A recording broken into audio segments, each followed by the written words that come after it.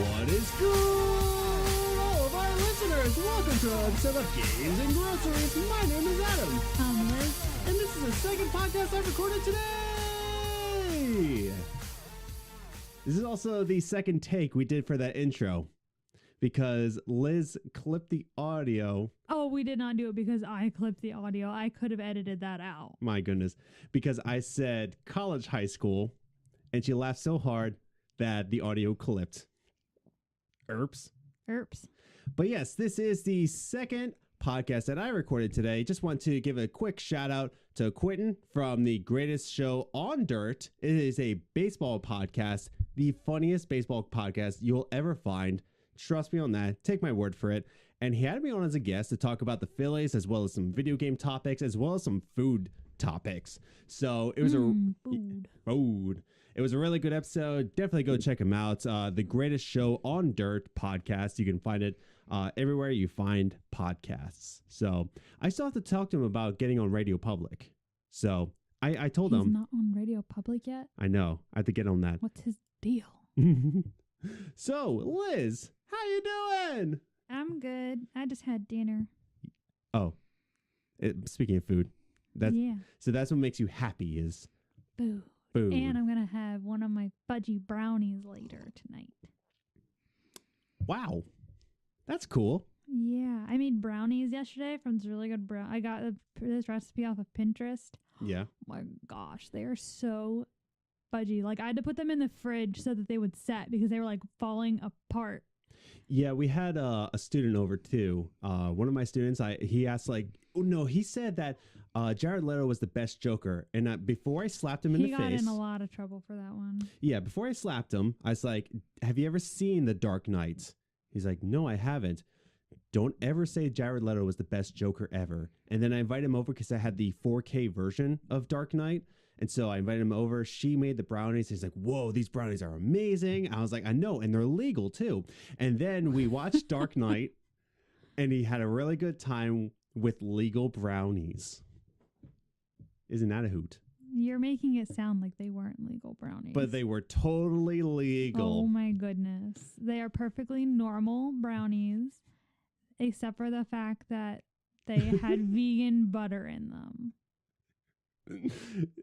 I know. It's just like you made it sound even worse. It's like illegal, but wink, wink, vegan butter. So before we start our first segment, they were illegal brownies. Please trust us. Don't arrest us. Let's talk about our social media pages. You can find us on Twitter at Gaming Groceries. You can follow us there, but you can also follow us individually. I'm at Ace the Grocer. And I'm at Journey First, and I promise I will start tweeting more again. And you can follow us there, and please give me more followers than Liz has. She has over 1,000. If it helps, I lost like 20 followers this week for some reason. No! Fake followers. Yeah, I know. You can also follow us on Instagram, Games and Groceries, all one word. Check us out there. We update you on episodes, and we give you behind-the-scenes photos, as well as some gaming memes. And definitely check out our website. I never say this whenever I say about our website. You can always check out our website. You can listen to all of our podcasts from the website. And I write articles at least once a week. And this past week, I wrote about 3 lessons that I've learned from podcasting. 3 lessons I've learned from podcasting after 50 episodes. But what I don't say about the website is that it's actually powered by Radio Public. I'm not sponsored when I'm saying this, but if you're a podcast and you're looking for a really good website that's really nice and fluid and meant for podcasts, look no further. I can speak. There you go. Thank you. Look no further than Radio Public. They actually offer the website. They power it. They do the format. They put up your episodes. And it's actually cheaper. It's $10 cheaper a month than Squarespace. So if you're definitely looking for another website, tweet at me or get some information from Radio Public. But they really love podcasts. They're there for supporting you. So if you like our website, if you like the way it looks, and you're trying to start a podcast but on the cheap, definitely check out Radio Public's powered website. And they can contact us on our website too, right? There's a contact section. No, but I did put up my email on the website. Oh, okay. I thought I thought we had a contact section for some reason. No, not yet. And the last thing I'll say is that we're coming up on E3 very soon. Yes. In the next 2 weeks, something like that. Yeah, I don't think it's. Yeah. So while you're looking that up, we're planning to do a 2-part E3 episode. Part 1 will be. Oh no, it's next week. Next week. It starts on the 3rd, right? Or the 2nd? No, it starts on the 7th. Oh, okay. Yeah, not next week, but the following week. I thought it was the first weekend. So the first part will be on the Monday after E3, and I'll be talking about EA, Microsoft, Bethesda. And then part 2 will come out the following Wednesday, and that's everybody else.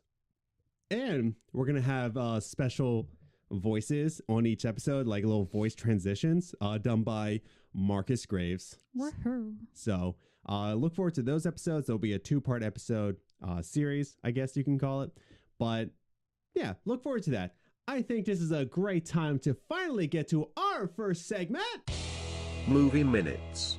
Movie Minutes is a segment where we talk about the movies that we saw in the past week, whether it be on Netflix, Hulu, Amazon Prime, in theaters, and we just want to share with you some movies that we watched, whether we recommend them or we don't recommend them.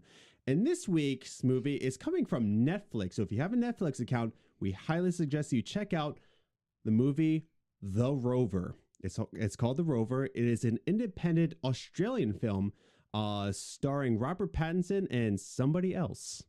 That isn't in America. He must be big in Australia. I completely forgot his name. But the reason why we watched The Rover is because we watched a video from the Wolf Den, and Will Wolf was talking about how if you're really upset about Robert Pattinson being Batman, you need to see The Rover and see the kind of performance that Robert Pattinson can pull through. And then you can come back and say, what's the other actor? It was Robert Pattinson and Guy Pearce. Guy Pearce, thank you. And come back and tell me that Robert Pattinson can put on a really good performance. So before we get into Robert Pattinson's role here, let's talk about the movie in general. So general thoughts. It was good. Yeah. It was a good movie. It had an interesting storyline. It was a pretty straightforward storyline. But it was good. Mm-hmm. Nothing extra. Yeah. It was a good movie. It was a good movie. Yeah. So going into the notes here, this is a much more dark tone to the movie. So the movie starts out, you see the Rover created by, and then right before you see the opening scene, you see 10 years after the collapse, it says. Mm-hmm. It just says 10 years after the collapse, and that's the only explanation you get, right? As to what's going on in Australia. Mm-hmm. Basically, yeah. So this is a dark indie film, and it starts you off with no exposition at all. Yeah. You know nothing. Yeah, it just kind of starts. Yeah, there's no voiceover. It's like 10 years ago when I was a young boy. It's not like the Hunger Games where they have like a little story before it starts. They don't have anything. It's just 10 years after the collapse, begin movie. Yeah, it drops you in.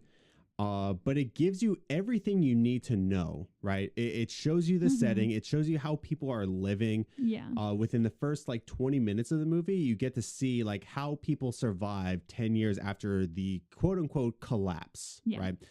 So there's no corny kind of exposition, but I think that it's really telling that it's an indie film. Yeah. Because there's a lot of passion behind it. Not by the quality of the movie, not by any means, but by the passion. Quality is not bad either, though. Yeah, the quality is great.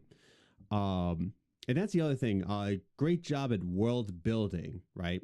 So this is what I'm talking about with no exposition. It's so great at world building and having you understand how the world is functioning and how people are feeling and how people get their finances, right? And it gives you very little context to this. It just drops you in, but you're invested with the story, right? So what the story basically is, and I think we can give a quick rundown before, like, not spoiling anything. Yeah. Because we highly recommend you go see this movie on Netflix.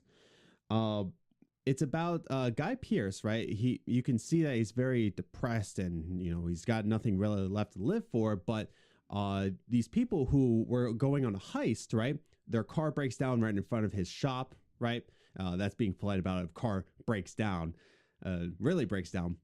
And they go and they need to find another car, and they find Guy Pearce's car. And Guy Pearce sees that they stole it, so he goes after them in the other car. But he's going after it like John Wick would go after something, right? Like he's on a mission, right? And so then ultimately, Guy Pearce doesn't get his car back. They knock him out. But the next scene, you see who Robert Pattinson is. Now, Robert Pattinson's character is I don't know if he's mentally disabled. I don't know. They don't really touch on that. They don't really explain if he's just uneducated. Yeah. Or if he has like a mental disability. I think it's just that he was raised on a farm. Yeah. And doesn't have a large education. Yeah. And then you get to see Robert Pattinson's character, who was actually left behind in a heist. Something went wrong. Yeah. They had to leave him behind, and he was the brother of one of the heist people, right? And so he gets up and he just goes. Like, he doesn't know what to do. He just has to get out of there, right? And so you're introduced to Robert Pattinson's character, right? And I'm not going to say anything more. I'm just going to give you what the story is, why they're trying to get the car back, right? And then you just see how the world functions from there. All right. So the most important part, I think we can talk about this. The movie is fantastic. Yeah. But let's talk about Robert Pattinson's performance in this movie. What did you think of that? Like, you being a huge Twilight fan. I was a twihard. Yes. I read all the books. I saw all the movies, most of them at midnight releases. And I hated Twilight. But considering you've seen Robert Pattinson in the light of Twilight, didn't mean to say it like that, in that kind of light, how did you think of Robert Pattinson's range in acting between those two films? I mean, I wasn't surprised because I said even before we watched this movie that I had seen one of his other outside of Twilight movies. Do you remember offhand which movie it was? I don't remember the name of it. I can probably look it up real quick, but it was probably only a year or two after Twilight ended. He fell in love with this girl like a week before the Twin Towers fell. Oh, okay. Yeah. I don't remember the name of it, but I remember that being the basis. That was the basic idea of the movie. And he was really good. I mean, it was still a romance movie, but I remember that being good. It didn't surprise me him being good, but that was definitely another side of his acting that I've never seen. Yeah. And yeah, he did a very good performance because even in Twilight and even in his role in Harry Potter, he played a very educated person, a very upscale, proper person, and this was like the total opposite. He had to play uneducated, dirty, just not all around not great human being. Not like his character wasn't a bad person. No, he didn't even but just the total opposite of not classy. And he played it amazingly. His range is so big, and people just judge him for being in a bad movie. And even I'm sorry, I have to defend Twilight. The movies aren't terrible. The first one was filmed badly. You don't see my face right now, but I'm like glares of judgment right now. But if you just read the books are so much better. And you'll understand why people love the movie, because we're giving the movie the benefit of the doubt. Yeah. Just because it's based off the books. Now, anyway. Here's the thing about what I thought about his performance was it wasn't necessarily his performance was so good that I was just like, yes, he could be Batman. But it was the range that this dude it just showed his abilities. You can see like what he kind of like put into this character that you're like, holy cow, this guy can act. Yeah. And keep in mind, Robert Pattinson is not a fan of Twilight movies. Like, he did not like them afterwards. He went on press conferences, like really like bad mouthing the movies. He was also on a lot of drugs when he did those interviews. I mean, he still didn't like them. I'm just saying. But like, that's the thing, though. Like, he wanted to leave the Twilight movies and he wanted to do his own thing, and he did it so well. Mm-hmm. The type of performance, you really believed that he was this character. Yeah. And I remember just thinking while I was watching this film that I'm like, you know what? I'm on board with Robert Pattinson being Batman. I would like to point out I was on board before I watched this movie. Quite you. Now, the other person is Nolte, and I can't remember his name. Nicholas Nolte? I think it's Nicholas Nolte. Or Nicholas Hoult. Nicholas Hoult is the other actor. Yes. Who also played Beast in X-Men. I am now more the side of Robert Pattinson. Yes. Right? Because of the amount he puts into his roles, the amount of emotion and passion behind this role. You watch this movie and really focus in on how Robert Pattinson is portraying this character and how much work he's putting behind this. And you can tell that this guy is a professional actor. He's not just some team heartthrob, right? He is a professional actor. Now, in the last minute of our segment of Movie Minutes, final ratings, what did you give it? 8. An 8. Yes. I also gave it an 8. Now, in our rating scales, an 8 is a solid film. Mm-hmm. You look at this film, it's not below average. It's not near perfect. You watch this movie and you walk away from it thinking, you know what? That was a solid story. I don't regret any minute of it. But a 7 is like, okay, that was... Could use some improvement. It was decent. I didn't hate it. Yeah. But an 8 is like, you know what? That was a good movie. That was a good movie. I wouldn't even give it an 8.5 because there were some times where you can tell it's an indie film where in the way of like the camera holds on to a scene too long. Yeah. But yeah, 8. Yeah, good, solid movie. Yeah, definitely not a waste of time. This is on Netflix. It's called The Rover, starring Robert Pattinson.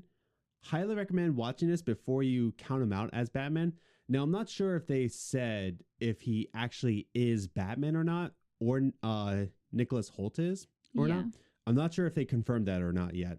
But if you're saying like, no Robert Pattinson, watch The Rover. Yeah. Like, it's pretty incredible the amount of performance Robert really does for this. Mm-hmm.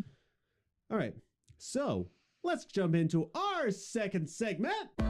Top 3 Gaming News. The top 3 gaming news is the gaming news that we saw in the past week, and we just want to rate it 3, 2, 1 just to keep you informed of what's going on in the gaming industry so that you can keep your eye on things and be like, hey, those people are ripping me off. Or, hey, maybe I should keep an eye on the game. That sounds swell. And we're here for you. Did Top you take 3. speed before we did this? Well, here's the thing. This is why I wanted to record. It's because I'm like now in the zone of podcasting after doing the Greatest Show on Dirt's podcast. Now I'm in the zone. So now I'm like, rah. I was on the other hand playing Sims for 3-4 hours. Pretty much. So let's start off with our number 3 gaming news. Oh, dear. Rumor alert! I love how you got my oh dear in the beginning of it on the echo. So it's kind of a rumor, kind of confirmed. This was set out by BuzzFeed News, but a Star Wars Knights of the Old Republic movie trilogy is in the works. Maybe. Now, like I said, BuzzFeed News came out with this. Said they had 3 sources confirmed that this is a Bioware-based movie trilogy that's been in the works. Bioware, of course, is the greats, not so greats lately, game developer who developed Knights of the Old Republic. Now, this is said to be written by, everybody's been having trouble with his name, so I don't feel as bad. I wrote this down, and I was like, oh, how am I going to say this name? But everybody's been having trouble. Let's give it a go. Laeta Kalogridis. Sounds right. Best performance ever. Give me an Oscar. Who also wrote Shutter Island, Avatar, and Alita Battle Angel. So she has some criteria, right? So she was hired to write the script back in spring 2018, and it's said to almost be done. I also need to point out that Kathleen Kennedy, who is the head of Star Wars right now at Disney, Kathleen Kennedy did confirm on Star Wars Day that that a studio is developing something to do with KOTOR, with Knights of the Old Republic. So she didn't say what, and this kind of matches up. There's 3 sources. It's set to be a movie trilogy. Laeda's supposed to be writing it. What do you think about all this? Do you think this is confirmed, or do you think this is kind of like a rumor? It sounds pretty confirmed if she was hired last year. Yeah. I think I read that they confirmed that she was hired. Or but that not for what story or anything? Yeah. I think in the article that they say, like, she's confirmed that they hired her. They just didn't say, like, what she was writing, but they hired her to write a script back in spring in 2018. But these 3 sources apparently have said that it's about Bioware's based Knights of the Old Republic. It's not just like, an Old Republic movie, but it's Bioware's Knights of the Old Republic. So, so you've never played Knights of the Old Republic, have you? Nope. As I pour my tea. That was so condescending. Like, I'm staring at her and I'm pouring more tea and you're like, have you ever played Knights of the Old Republic? This had to be, I'm going to say it, the best Star Wars game to ever come out, ever. Fight me. It's an excellent RPG set in, guess what, the Old Republic, way before the whole Star Wars movies that way before, thousands of years before. A long time ago. In a galaxy far, far away. Except for it's a long time ago. Exactly. Yeah. That's exactly it. Got it. Yeah. So yeah, I'm excited for this, if this is true, because now here's what's interesting, and I just thought of this. It's a movie trilogy, apparently. Now, what we got was Knights of the Old Republic. We got Knights of the Old Republic 2, but we've been dying for Knights of the Old Republic 3. And I'm thinking now, is this the Knights of the Old Republic 3 we're going to get? It's going to be a movie and not a game that we play. Rats bananas. But I guess we'll see. Like, I'm looking forward to this. I'm not keen on how Disney's been handling Star Wars, but because they're handling it as a bank. Yeah. But I have invited Marcus Graves to come on an episode soon to talk about the state of Star Wars. So we'll talk about that more then. So we'll save that. But that is a rumor, pretty much, going the way we want to. But let's just go on to our number 2 gaming news. And this is exciting for PS4 owners. If you own a PS4, you're actually in luck. Sony's actually looking out for you here. Yes. So we confirmed, we confirmed. Sony did confirm, and we did report it on the podcast, that the PS5 will be fully backwards compatible with all of your PS4 games. So all those games that you collected, they'll be relevant on the PS5. You'll be able to play them. What's even more is on our number 2 gaming news, the PS5 will be cross-gen multiplayer with the PS4. That's nice. Yeah, it's incredible because a lot of times, you have the PS4, you want to get the PS5, but you want to leave your friends behind. So you just stick behind with the PS4, right? But what they're doing is they're saying, like, listen, if you have a PS5 and a game comes out that's on PS5 and PS4, right? You'll be able to play with your friends, no problem. Yeah. And I told this to my friend, or one of our students, Will, who plays a lot of Fortnite. I never said his name on the podcast. There you go. But yeah, like I was saying, like, like you got a lot of friends, and guess what? The PS5. So if anybody goes to PS5, potentially they'll still be able to play with you. Yeah. They didn't confirm if it's like a PS4 game backwards compatible, but I'm assuming that because it's fully backwards compatible with the PS4. Yeah, it doesn't matter what game it is. They should all be able to play. Yeah. So Fortnite, you'll be able to. It makes even more sense with Jim Ryan, who is the, I think he's the president of SIE, saying that the gaming community is somewhat tribal, he says. It's somewhat tribal in the way of, like, saying, like, we're all together, we're all in this, we're all unified. And it's easier to migrate that community from the PS4 to the next generation if we do this. And this is incredibly important, Jim Ryan says. This move will make it much easier. And it was confirmed by Sony themselves that also the PS4 will remain the engine of engagement and profitability for 3 more years. So it sounds like they're making this transition to the next gen as easy and as smooth, buttery smooth as possible. What do you think about all of this? I think it's great that I'm sorry. Yeah. I can't get all my thoughts in order. Yeah. But I think it's great that they are doing this so that everything is working cohesively together so that people don't feel left out, especially people who don't have enough money to buy a new generation the second it comes out. So you're not leaving behind kids who don't have the money, or their family who doesn't have the money to buy them the new console. Mm-hmm. So I think it's all great, and I think it's a good step in showing the gaming community in a better light. Yeah.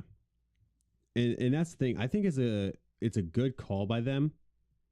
And to say that like the PS4 will remain relevant for 3 more years. Yeah, that's awesome. Yeah.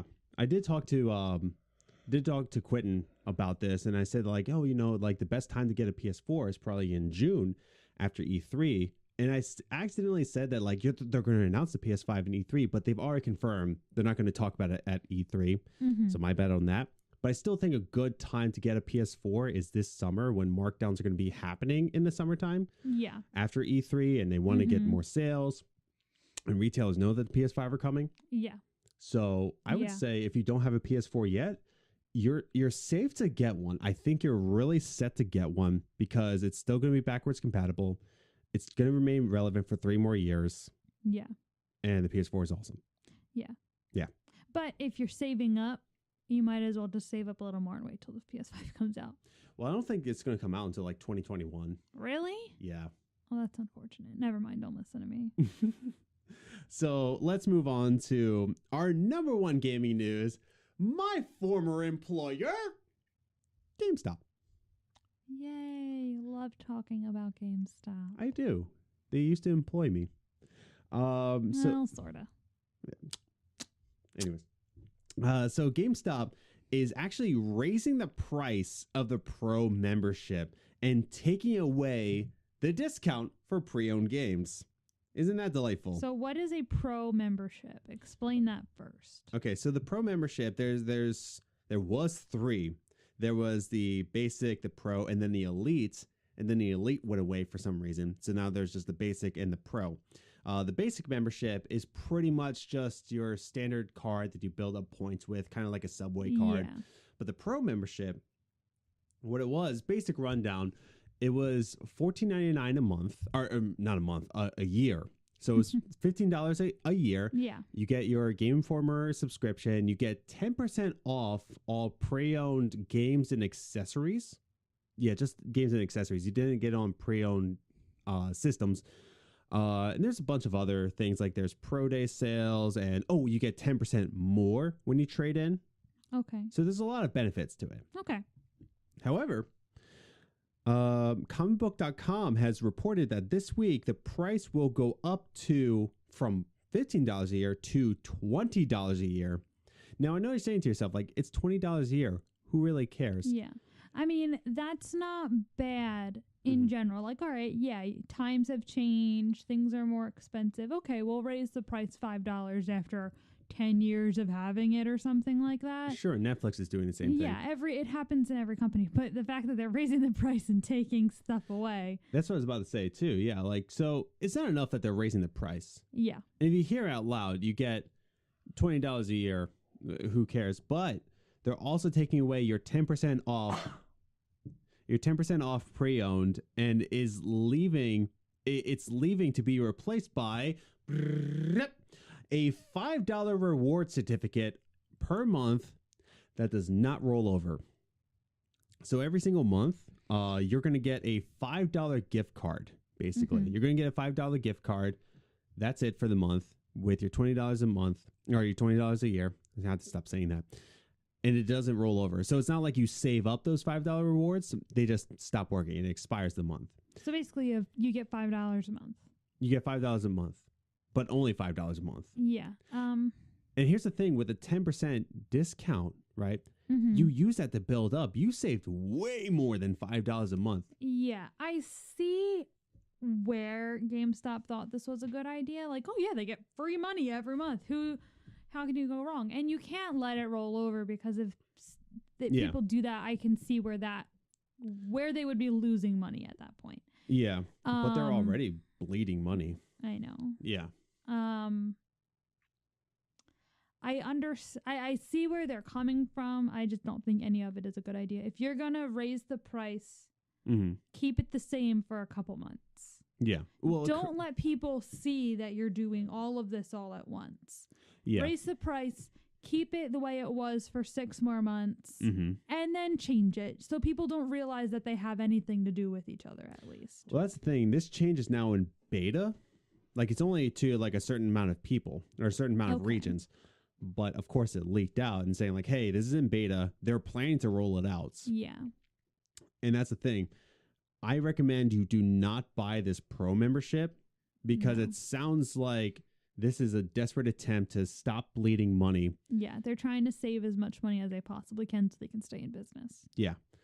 This is their desperate attempt, unfortunately. And if you work at GameStop, please find another job, like somewhere, anywhere. Yeah, I mean, it's sad. It is. It is. Like, GameStop has been a staple in the gaming community forever. Like, yeah. I loved my time at GameStop. I didn't love the company. I really loved like the friends that I worked with. But you like the community. You like the people, your coworkers and the people who came in for the most part. Yeah, totally. But that's just it. It's just that you can tell now that GameStop, well, not just now, but like for like 6 months now. Yeah. But that's the thing. They're raising the price and taking away value. And this is just kind of like the last attempt to like try to stay afloat at this point. So unfortunately, GameStop's about to go, but who knows? Maybe this will work. Yeah. Maybe this is just one step in a big process they have. Who knows? It really is. Who knows? I don't really know, but who knows? I hope they figure it out. Yeah. Because I don't want people to lose their jobs. Yeah. That and so many stores and companies are closing anymore. Like, it would just be sad to see another company go down. Dress Barn is closing down. I know. We should go so I can get discounted stuff. Or we can jump into our final segment. Talkie time. Talkie time every single week. We like to take a certain gaming topic and just talk about it for a half hour or so. And just to, have a nice little pleasant conversation about said topic. Said topic. So this week, last week we had an episode 50, Ask Us Anything. And one of the questions we didn't really get to was, what's your favorite gaming memory? Right. And I really started to think about that. And instead of answering what's our favorite gaming memories, let's really talk about like, how do video games create memories? Or like just talking about video games make memories. Yeah. So let's talk about that for a little bit. And that first thing I want to talk about is, first setting a tone. We do understand that movies and books and all sorts of other entertainment medias, they can bring memories too, right? And let's talk about that for a little bit, like just some movie and book memories that we have. When you said movies, the first thing that popped into my head was my family didn't have a lot of money growing up. There were 5 of us, and things to do with 5 people cost a lot. Yeah. So we would see one movie a year, and that was Harry Potter. Yeah. And that was our big family movie time. Yeah. Every year we would go see Harry Potter in theaters. Except for the one time my mom invited my friend Jesslyn, who I was really mad my mom invited her. Like, I had anxiety as a child, and I got very anxious when my mom invited Jesslyn, and it was a very anxiety-filled night. So I didn't like that. But then the second time an outsider came was when Adam came, saw Harry Potter with us, which that was okay. I was okay with that. Yeah.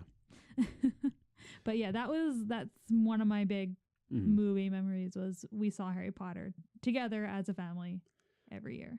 And I remember I had The Dark Knight like uploaded, like the digital version uploaded onto my iPod mini with a tiny little screen. Oh my goodness. And so I would watch The Dark Knight all the time in school. Like I would bring it together and me and my friends would just gather into like homeroom and we would just watch like little snippets of it until we had to go to the next period.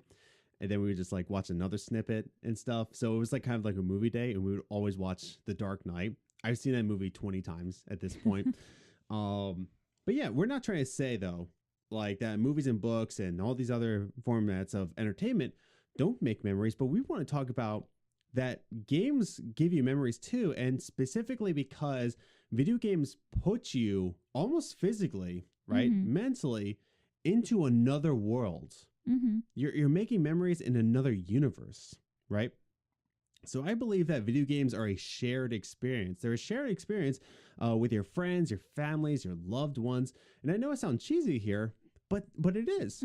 It's a shared experience. You're doing missions together, right? You're going on an adventure. You're completing missions, or you're comparing story outcomes of certain story games, or you're figuring out how to level up your character even more, right? It's this shared experience that this communal. Just like what Jim Ryan said, that the game community is almost tribal in this way. Yeah. Right. Would you agree with that? Oh, yeah. Definitely. Do you have any like specific gaming memories you have with your sisters?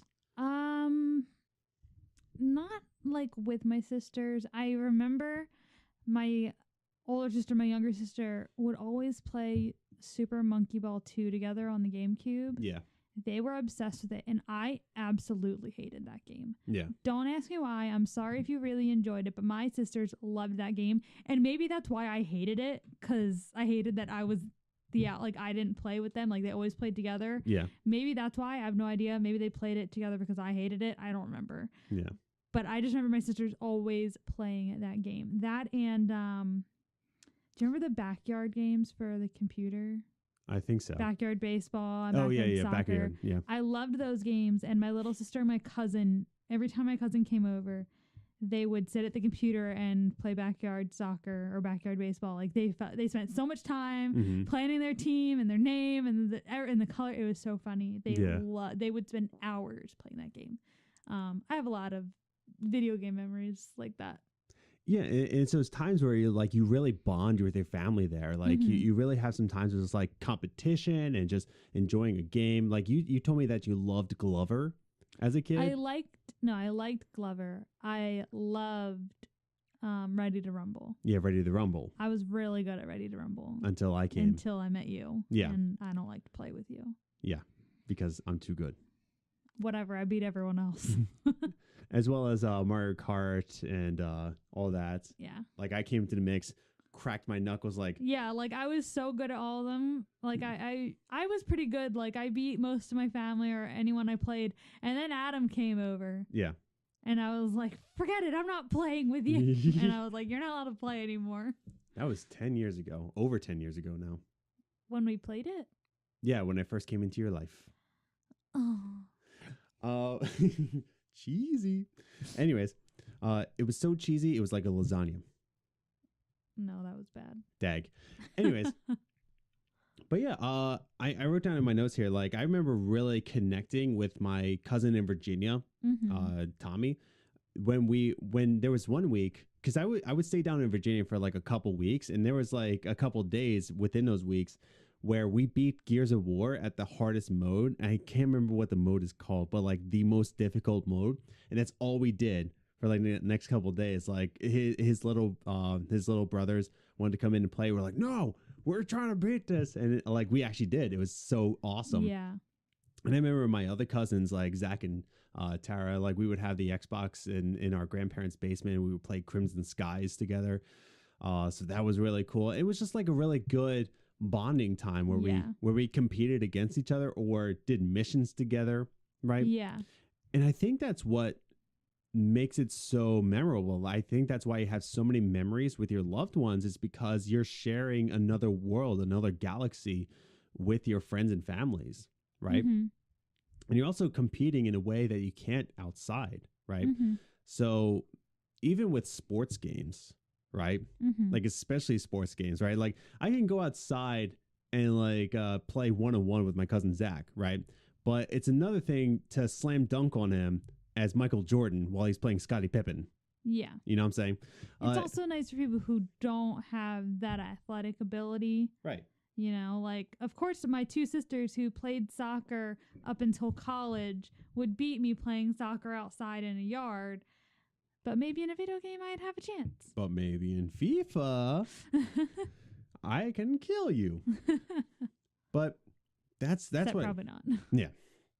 But I think that's why you create so many memories with each other, because you're sharing an experience, you're sharing a world with each other. The other thing that you can really count on is like when you're kids, right? And you have very little repercussions in your life. Yeah. Very little consequences. There's consequences like your mother's beating you with a cast iron pan. That didn't happen to me. But I love you, Mom. But those moments as kids where you just stayed up all night, like trying to beat a game with your friends or like just really competing against each other in that way. And there's like zero repercussions of like waking up the next morning and like you go to school and you just sleep on the desk and you're just like, and Tears like, oh, wake up. Like, no, I was playing Halo. Get off me. And then, then suing happens. What? Huh? Anyways. But it's those nights where you're spending as kids and you're just like really making some cherished memories, right? And I think the most memories I have was when I was a kid and I could just play hours of video games with my friends and have very little repercussions happen next time. Now, as an adult, the repercussions is not having the money to buy more video games because I was fired because I slept in too many days playing Halo. Did you ever have that moment as a kid where you just like had like late nights? Usually only watching TV. I Of didn't course. stay up playing video games. No. But there was a game that I played for hours. What's that? That was Sims on the GameCube. Tell us about that. It was just regular Sims, but the console version of Sims when I was younger wasn't like it is now. Because remember when I got Sims 4 for the Xbox, and I was like, oh, this is exactly like when you had it on a console, you were kind of forced into a story mode, which not a lot. I think that's something I forget a lot is that in Sims, you in like the first and second one, you could choose to just do your own thing, or you could join the story mode, or you just made a person and put you in the story. But for the GameCube, I only had the option of story mode most, I think. Yeah. And I remember the first time I got it, I played it, and then my mom's like, it's dinner time. I'm like, it's been 5 hours. Like, I played it from noon to 5 o'clock. Like, and I would play that game forever. Like, I would just keep going and going and going and playing. That was your Skyrim. It was. Yeah. And you could play 2-player. And I remember my friend Elena, we still talk about this, and she's still mad at me. Yeah. But when we would play it together, so when you enter the story mode, there was a male and a female. Now, when I played by myself, I just played the female, and the male was the co-person that I, lived with. But when you played two people playing Sims on GameCube, one of you had to be the girl, one of you had to be the man. Yeah. And so I always made my friend Elena be the boy. Yeah. Because I wanted to be the girl. Yeah. So, yeah. Dag. Rip. Oh, no, wait. I got that wrong. I'm sorry. Yeah. You made a person and you lived with the male and female. So Lane, we would both make girls, but I made Elena be a lesbian because I wanted to have a relationship with a man. Rip. Anyways, but you made Elena a lesbian in Sims. Oh my goodness. And she's still like, you always made me take the girl, and the girl in the game was not a nice person. Yeah. But yeah, like so that's the thing. It's just like you experience that. Like, it's one thing to stay up watching a TV show. Yeah. It's just like, oh, remember that scene? But like you are in that world with them, you know? And that's what makes it so memorable, much more memorable than movies, because it's the same scene over and over again. But with a video game, it's another story outcome, or, you know, making your friends not what they are, I guess. But it's those moments that you really cherish in life. And that's why I think, and I have this topic down, I think games should be made to build relationships and not profits. Yeah. This is a hard topic to talk about, though, because a game still needs to be profitable. Yes. It still needs to make you money, right? Another thing I was talking about on Quentin's podcast was, you know, talking about how, or we were just talking about this before we recorded, how, you know, this podcast, and we talked about this on our 50th episode, where we want to give hope to people and we want to give it a more meaningful depth to it. You know, we're not really focusing on making this like profitable, but someday we're going to need, you know, money to keep going. Yeah. But right now, today is not that day. But today we still work for free. Woohoo! But that's the thing, though. It's just like, we understand that game developers still need to make a profit. Mm-hmm. They still need to make money to put food on their tables for little baby Billy. But at the same time, to only focus on the profits. And I think that's what Anthem did. Anthem only focused on how much profit it could get and not the relationships it should have built. Right. So do you agree with that? Like, what are your thoughts on this topic? No, I agree. I don't think anyone should do anything just for the money. I mean, and we've talked about this when we were dating, when we were talking about our future, of what we wanted for our future. And we always said that we don't care if we have no money. We want to be happy. Yeah, totally. So I don't think anyone should really do like anything. Yeah, should really do anything just for the money. And I think, yes, it is a driving tool to help you be like, all right, once I do this, we'll have the money. Yeah. But I don't think it should be their focus. I think their focus should be on the people that these games affect. Like, you see how Xbox or Microsoft is making these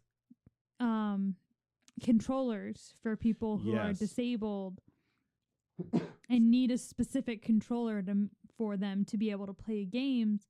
You see them, like, they're building the community. They're including people who otherwise couldn't play with their friends. So I think that's what the focus should be, is to grow the community, open it to everyone, and allow those relations to happen. That's why it would be awesome if all games were I'm losing the word. All games were accessible, or all games were like priorities in relationships? The platforms. And you can play cross-platform?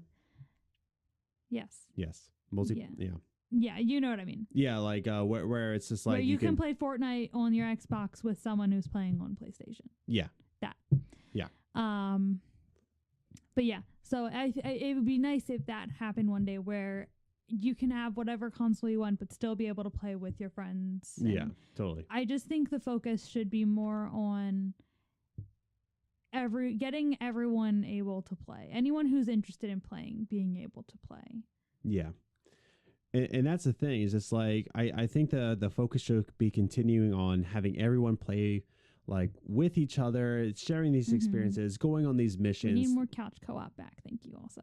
Well, that too. Yeah, honestly, because I miss that. Yeah, couch co-op. And that's the thing. Most people who aren't really focusing on games, like, why isn't there more couch co-op? And if you don't know what couch co-op is where, like, you can sit on a couch, you can hand your controller to your friend, and you can play the game together, split screen. Basically, your only option when we were younger. Yeah. The only option to play with other people when we were younger was couch co-op. Yeah. And now there's no more of that, and it's only online multiplayer. Yeah. Why is that? It's because then the companies can make more of a profit, because now your friend has to buy another system and buy another copy of the game. I just thought of an amazing idea. What's the amazing idea? Is Life is Strange as a couch co-op, Whereas if it was season one could play Max and one could play Chloe. That would be amazing. The brownies were legal. I did have a piece today, but that was like at 10 o'clock this morning. Made with vegan butter. So please, spend time with your friends and families with a controller. Play co-op. Watch each other take turns playing a game. Yeah. Build memories with these games. Build memories with these universes, right? And here's the other thing. When we talk about couch co-op, the last note I have here is that, yes, couch co-op is still not really a thing. Halo Infinite said that they will have couch co-op. So, whoop, whoop, Halo. But the new Halo Infinite will have couch co-op. Whoop, whoop. But here's the thing. We did the whole raise the roof thing. Raise with that. the roof. Whoop, whoop.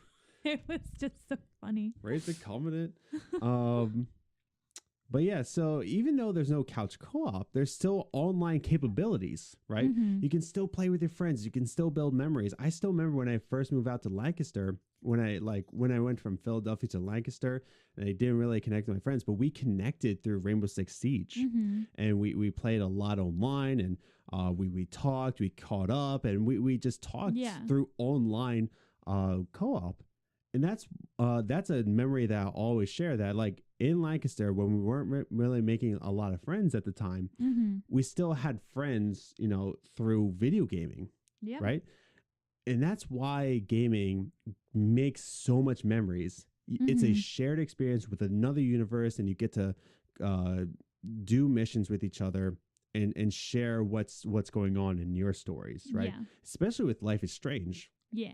If you haven't played Life is Strange yet, please do. Can we make it like a rule? Yeah. That you can't listen to this podcast unless you play Life is Strange. Yeah, so I will be writing down everybody who hasn't played Life is Strange, and you are banned from the podcast.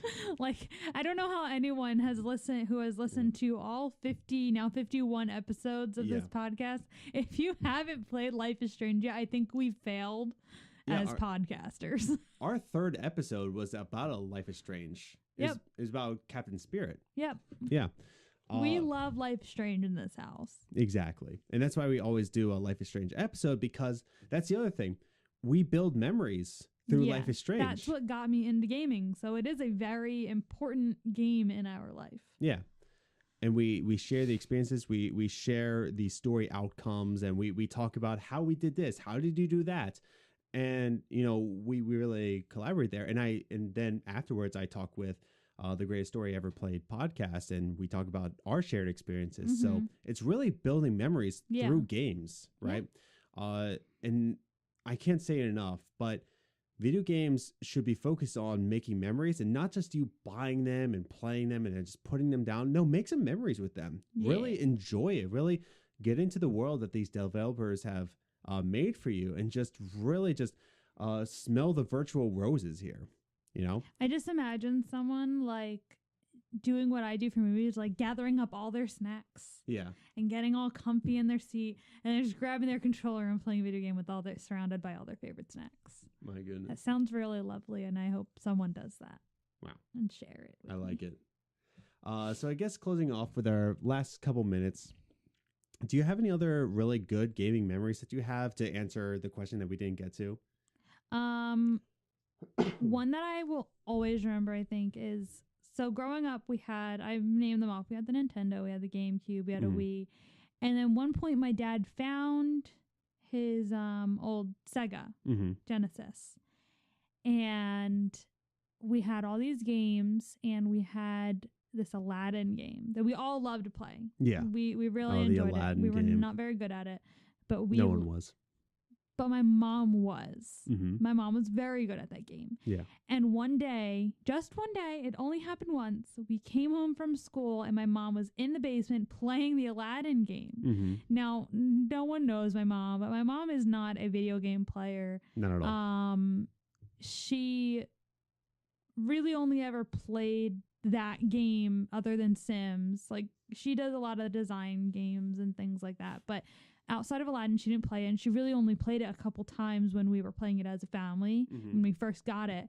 But that day we came home, and just walked in. My mom was sitting in the basement, which was our playroom. Like, this wasn't a room my mom hung out in. Yeah. Playing Aladdin on the Sega Genesis. That was just so funny, and I will never forget it. I think one memory, and I think I've shared this on the podcast before, but growing up, like I grew up with a single mom, and at this church that we went to, they had a single moms group, and what they did was they brought all of their kids. Luckily, like it was all sons, so we were all just like a bunch of guys playing video games all night. Like, and it wasn't really awkward. And what I say important, like, oh, luckily it's a bunch of guys. We were teenagers and we were super awkward. So like if there was like a girl in the room, I would be like, you all would have died. Yeah, what do I do? But that's the thing though, is like we're just like a bunch of kids who had the same kind of life situation where we were growing up with a single mom. And I would bring my Xbox with me and we would just play Halo 2 and Madden like until the meeting ended. And even when it ended, we're like, no, one more round. Go talk about your problems a little bit more. Oh my goodness. And so we really built a bond. Yeah. Just through gaming. Like, yeah, like we had similar life situations, but like we really bonded through Halo 2. Yeah. And Madden. To the point, and I share this story all the time. I wasn't a Christian until I was 17, and there's a couple different reasons why. But one of the reasons was like really bad youth pastors. And that's why I'm a youth pastor today. But I remember we were playing Madden this one time. And there's this one like guy who was supposed to like supervise us, I guess. Supervise / mentor. Yeah. And so I guess they asked him to do do a Bible study.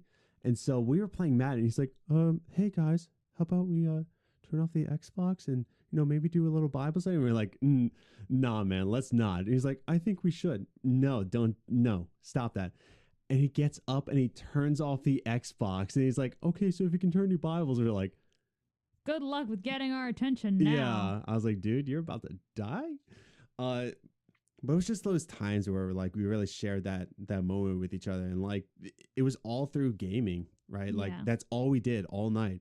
Until the meeting finished. And, I built some really close friendships through that. Yeah. And your story reminded me of one more of my stories. Yeah. I didn't realize how many video game memories I had. I don't know why this was a thing, but on the Nintendo 64, there was a power switch and a reset button. Yes. I don't know why or who decided that there should be a reset button on this thing, but my cousin... From the day we got it till the day we stopped, we moved on to the GameCube, this child would always come up and press the reset button while we were playing a game. Yeah. It was like his life goal. Yeah. To press this reset button while we were playing it. Yeah. And I don't know why. But this was my cousin Ryan. Yeah, I know. He would always, in the middle of a game, he'd be like, guys, I want to play reset. Yeah. And I'm like, oh my gosh, I wanted to yell at this kid every time he did it. And he was old enough to understand. Like, he was at least 5. Yeah. Like, we're like, Ryan, don't press it. Like, there were times where we were like, Ryan, don't press it. Don't press the button. He would like, reset. Mm-hmm. Whoever made that button. Yeah. I want to know why. I really want to know why that was included in this console. Why? I'm going to give one last game memory and then we'll close out. Okay. So I remember back in college, like Assassin's Creed 2 was like my game. Like I loved Assassin's Creed 2. And if you don't love Assassin's Creed 2, if you played it and you're like, I didn't like it, you're not my friend anymore. But I still remember in my college dorm, we had my Xbox 360 sitting in the dorm. And we also had the PS3 hooked up to another TV. And I had my Assassin's Creed 2 and there was the PS3 Assassin's Creed 2. And me and my one friend, Colin, one time, we just didn't go to classes. And we're like, dude, I'm going to start my Assassin's Creed 2 and you start yours at the same time. And we're just going to both play Assassin's Creed 2 just at the same time. Not even just racing. We're just like, I'm going to play Assassin's Creed 2 on this one. You want to play Assassin's Creed 2 on that one? Were you guys sitting next to each other? Yeah, totally. Okay, I just want to make sure, like, were you in the same room? We were in the common area. Okay. And we were just, that's what we did. Like, I think that's the first time I really connected with Colin. was just like we were just playing Assassin's Creed 2 together, and we were just talking, and then we were also doing like Italian accents, like "Hey, oh my goodness!" It was most awesome. of Adam's phases were powered by the different themes of Assassin's Creed. Hey, I'm a pirate. Hey, oh, pirate. Oh dear, it's a pirate's life. Anyway, so I think time to wrap up. Yeah, I think this is a good time to wrap things up. Thank you, Liz, for wrapping the podcast. So we just remind you again to follow us on Twitter at Gaming Groceries, but you can follow us individually. I'm at Ace the Grocer. And I'm at Journey First. So you can follow us individually and become friends with us and give me more followers than Liz has. But also you can talk to me. You don't have to just talk to Adam. You can talk to me. You can talk to me. Exclusively me. I'm an only child and I need attention. So Instagram. The Instagram is Games Groceries, all one word. Check out our website, powered by Radio Public. You can hear all of our podcasts. You can read the articles that I read. Like I said, I wrote an article about 3 important lessons that I've learned after doing 50 episodes. So you can go check out that article.